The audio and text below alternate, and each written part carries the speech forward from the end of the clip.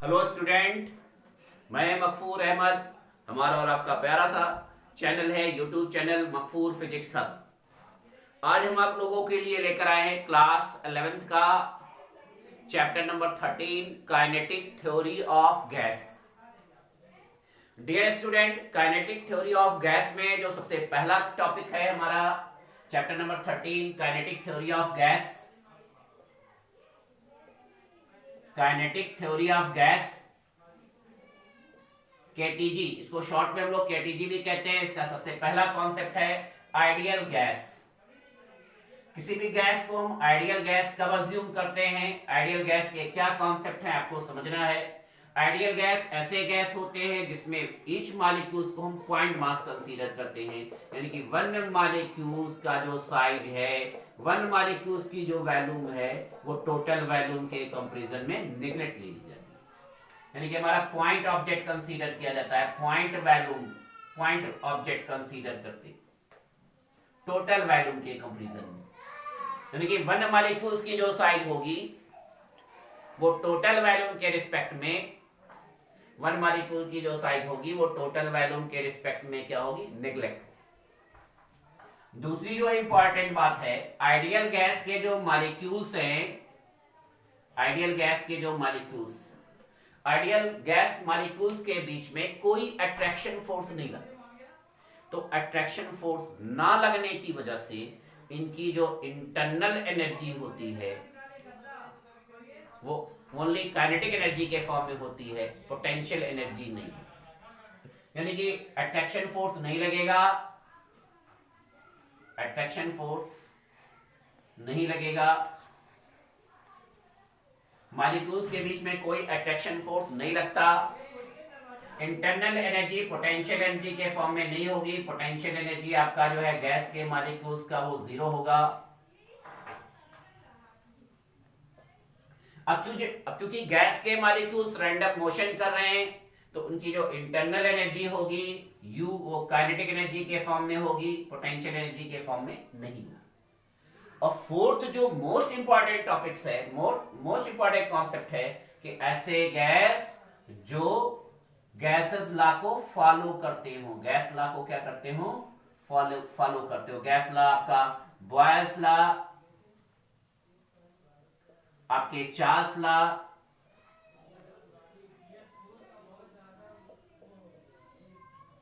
आपके pressures law को follow करता है।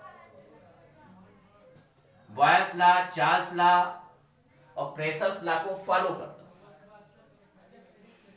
तो आइडियल गैस ऐसे गैस होंगे जिनकी साइज टोटल वॉल्यूम के रिस्पेक्ट में निगलेक्ट ली जाती है, पहली बात।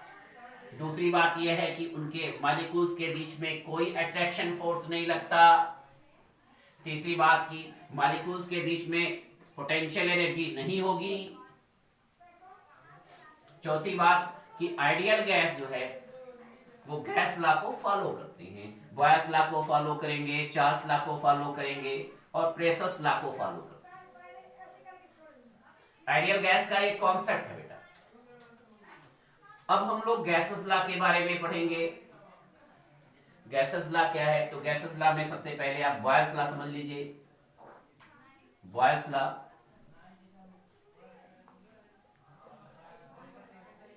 बॉयल्स लॉ जो हमारा है, बॉयल्स लॉ जो अप्लाई होता है कांस्टेंट टेम्परेचर पर, eight constant temperature, eight constant temperature.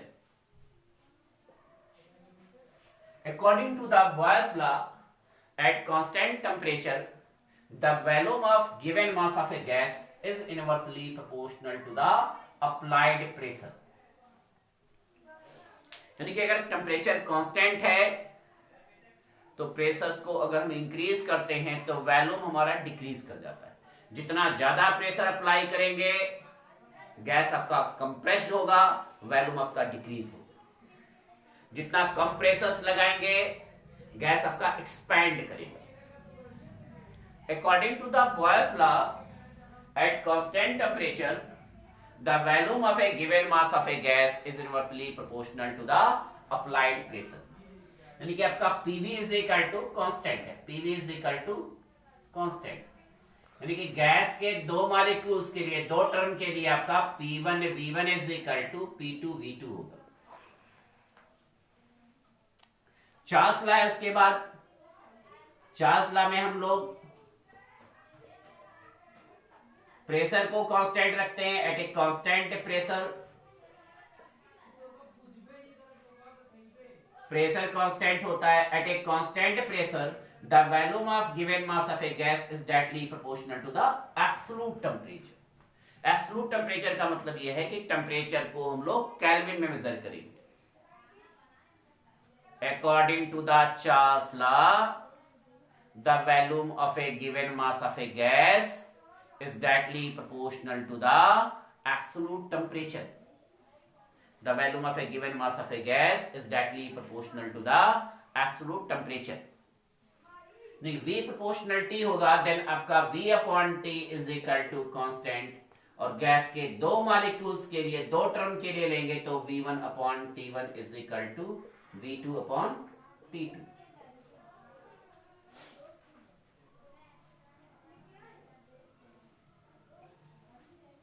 तो गैस का बॉयल्स लॉ आपको समझ में आ गया कि टेम्परेचर को कांस्टेंट रखेंगे तो volume of a given mass of a gas pressure के डायरेक्टली प्रोपोर्शनल होगा।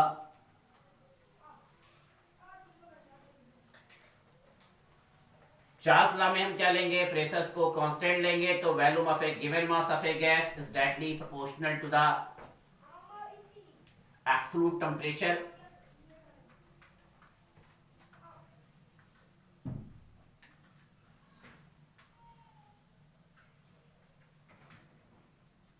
उसके बाद हम लोग प्रेशर्स लॉ लेते हैं। Pressure's law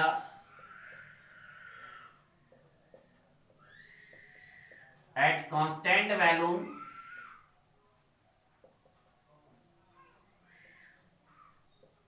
the pressure of an ideal gas is directly proportional to the absolute temperature.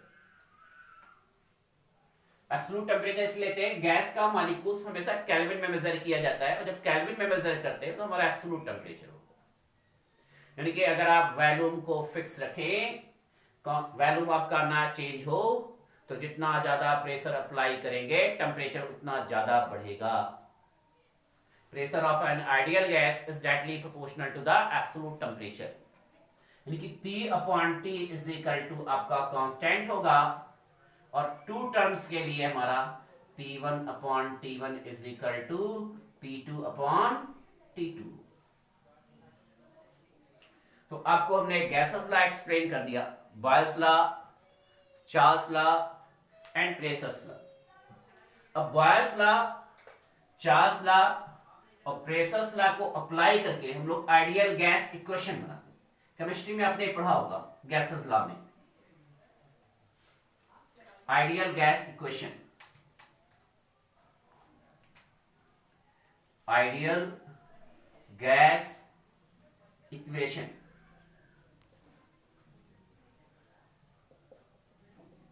According to the Charles law the volume of given mass of a gas is directly proportional to the absolute temperature. Equation number 1. According to the Boyle's law, at a constant pressure, the volume of a given mass of a gas is inversely proportional to the pressure of gas. ये आपका according to Charles law हो गया, Charles law, और ये आपका हो जाएगा according to Boyle's law. इसमें प्रेशर को कांस्टेंट रखा गया है, कांस्टेंट प्रेशर पर है, और इसमें टेम्परेचर को कांस्टेंट रखा गया है। इसमें आपका बेटा टेम्परेचर कांस्टेंट।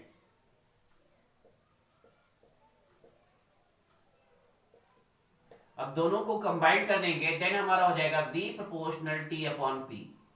प्रोपोर्शनलिटी को इक्वल, यानी PV प्रोपोर्शनल T होगा, और गैस प्रोपोर्शनलिटी को जब इक्वलिटीज में कन्वर्ट करते तो कांस्टेंट ले लेते R, where R is constant, whereas R is constant is known as ideal gas constant. Ideal gas constant, ये 1 मोल गैस के लिए बेटा। इफ नंबर ऑफ मोल्स आपका म्यू हो, if number of moles mu हो, देन आपका ideal gas equation PV is equal to mu R T होगा।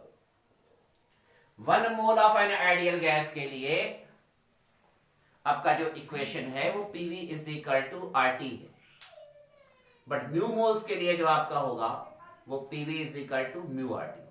अच्छा मान लीजिए मोल्स की बात ना कर रहा हो, मॉलिक्यूल्स की बात कर रहा हो, तब इक्वेशन आपका चेंज हो जाएगा।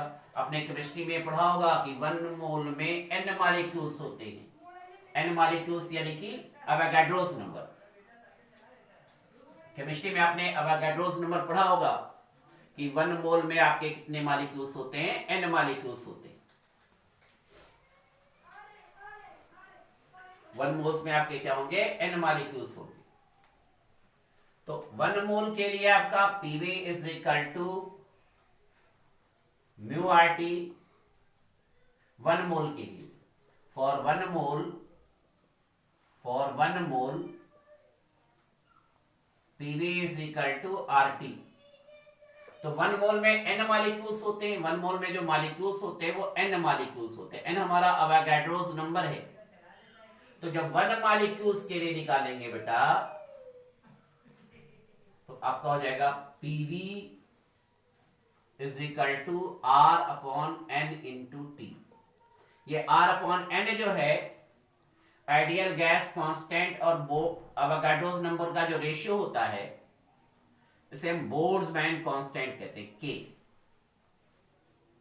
Boltzmann constant. इसकी वैल्यू जब कैलकुलेट की जाती है तो 1.38 इंटू 10⁻⁻23 जूल पर मोल केल्विन होगा। यानी कि PV is equal to KT. N molecules की बात कर रहा है, अगर एन मॉलिक्यूल्स लेगा तो पीवी इज इक्वल टू आपका हो जाएगा एन केटी। यानी कि जब नंबर ऑफ मोल्स लेना होगा तब आइडियल गैस इक्वेशन आपका PV is equal to mu R T होगा, और जब नंबर ऑफ मॉलिक्यूल्स की बात होगी तो PV is equal to N K T होगा। और आइडियल गैस कांस्टेंट है, इसकी वैल्यू 8.31 होती है, और के आपका बोल्ट्जमैन कांस्टेंट है जिसकी वैल्यू 1.38 इंटू 10⁻⁻23। तो जब नंबर ऑफ मोल्स की बात करेगा तो PV is equal to mu R T, number of molecules की बात करेगा तो PV is equal to N K. तो बेटा अभी काइनेटिक थ्योरी गैस के जो और टॉपिक हैं हम नेक्स्ट लेक्चर में नेक्स्ट वीडियो में अपलोड करेंगे। Thank you.